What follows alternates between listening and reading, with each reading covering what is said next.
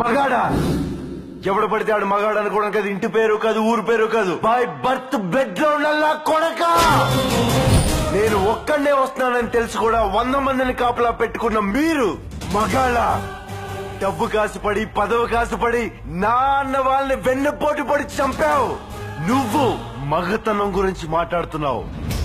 Body guards లేకుండా guns లేకుండా ఎవరిని ఈక కూడా పీకలేరు. ఎలా చెప్పుకుంటారో మీరు మగాళ్ళనే?